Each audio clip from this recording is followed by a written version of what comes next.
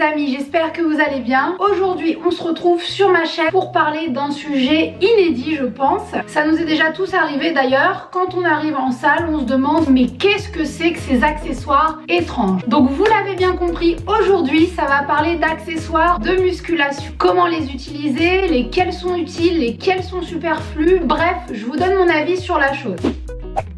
En vrai, les accessoires de muscu sont pas quelque chose d'obligatoire en soi, mais ça peut vous permettre soit de vous sécuriser davantage, d'améliorer la qualité de vos mouvements, d'améliorer votre performance, ou tout simplement d'ajouter du confort lors de vos entraînements. Je vais essayer du coup de balayer les accessoires les plus utilisés et vous donner mon avis. Si vous êtes prêts, c'est parti. On commence tout de suite avec l'accessoire numéro 1, la ceinture lombaire de protection. Théoriquement, cette ceinture vous aide pour réaliser des exercices de musculation un petit peu plus productif. La ceinture va vous aider à vous sécuriser, à sécuriser votre dos lors d'exercices polyarticulaires comme par exemple le squat, le soulevé de terre, le front squat, notamment lorsque vous montez en intensité et que vous utilisez des charges de plus en plus lourdes. Donc concrètement, pourquoi la ceinture? Ça va aider à vous sécuriser. Justement, le fait de serrer la ceinture autour de vos lombaires, ça va créer comme une structure solide autour du bas du dos, ce qui va vous permettre de garder le dos aligné, bien stable, et ça va du coup vous forcer plus ou moins à ne pas relâcher votre dos. Attention, la ceinture en soi n'est pas synonyme que vous n'allez jamais vous blesser,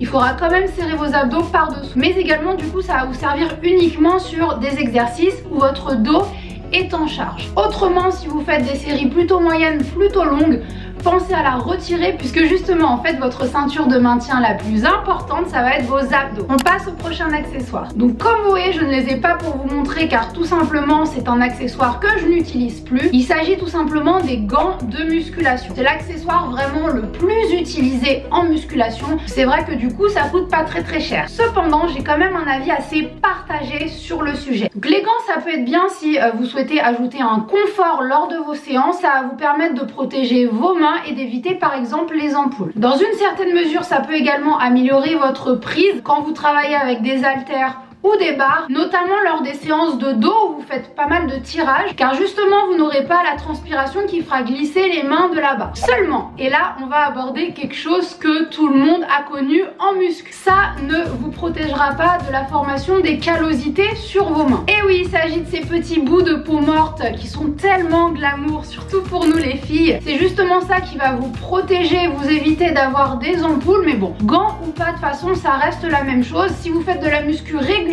vous les aurez de toute façon. Alors justement, on en vient à l'accessoire suivant si vous souhaitez améliorer la tenue de vos mains sur la barre lors d'exercices avec des charges un petit peu plus lourdes. Vous avez justement ces magnifiques sangles de tirage. Pour le coup, quand vous faites des exercices comme les soulevés de terre, c'est vraiment l'accessoire à avoir. Ça va juste être des petites bandes que vous avez tout simplement à enrouler autour de vos poignets, à resserrer et puis à enrouler autour de la barre. Pourquoi c'est un super accessoire selon moi? Justement parce que les sangles de tirage, ça va vous permettre de réduire la charge sur les avant-bras. Ça va vous permettre du coup indirectement de mettre plus lourd sur votre barre. Car oui, si toi tu as déjà fait du soulevé de terre au moins une fois dans ta vie, qui n'a jamais eu ce problème de ces avant-bras qui lâchent complètement à la fin de la série? Alors justement, pour remplacer les sangles de base, vous avez également tout ce qui est strap. Après ça c'est vraiment une affaire de préférence. Personnellement moi je sais que j'ai horreur des pads lors de mes soulevés de terre et qu'au contraire ça m'aide pas du tout. Autrement, je vais vous montrer une autre chose que j'utilise pour le coup. Je vais pas le déballer parce que sinon je vais en foutre partout. C'est de la magnésie. Ça existe aussi en gel liquide. Pas autorisé dans toutes les salles parce que c'est vrai que ça en fout un peu partout. Par expérience, c'est quelque chose de très efficace pour aider à tenir plus longtemps la barre dans les mains. Il m'arrive aussi du coup de détourner un petit peu l'utilisation et par exemple lors de mes squats, quand je sais que je mets assez lourd et que je transpire, il m'arrive d'en mettre sur le dos au niveau de mes trapèzes supérieurs pour pas que ma barre glisse. Et accessoirement, comme je squatte en low bar, c'est-à-dire que ma barre est positionnée assez basse, ça évite aussi que je me défonce les poignets.